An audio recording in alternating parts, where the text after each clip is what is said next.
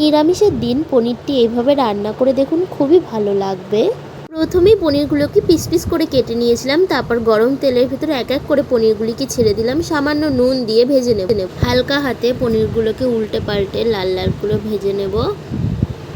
একবারে সব পনির ভাজতে যাব না, তাহলে পনিরগুলো ভেঙে যাবে, তাই হাফ হাফ করে ভাজতে হবে। আমি এই হাফ ভেজে নিলাম, লাল লাল হয়ে গেছে, তুলে নিলাম।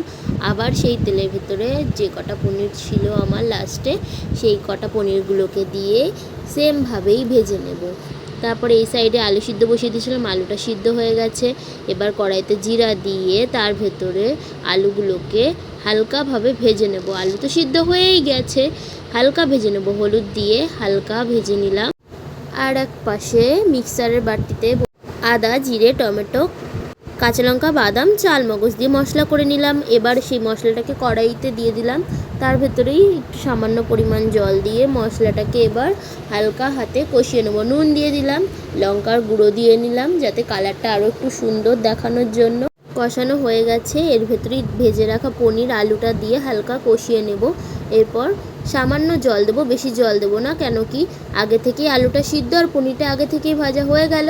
এবার নামানোর আগে গরম মশলা দিয়ে নামিয়ে নেব। ওফ, কি সুন্দর দেখতে হয়েছে, তোমরাই দেখে জানাও কেমন হয়েছে।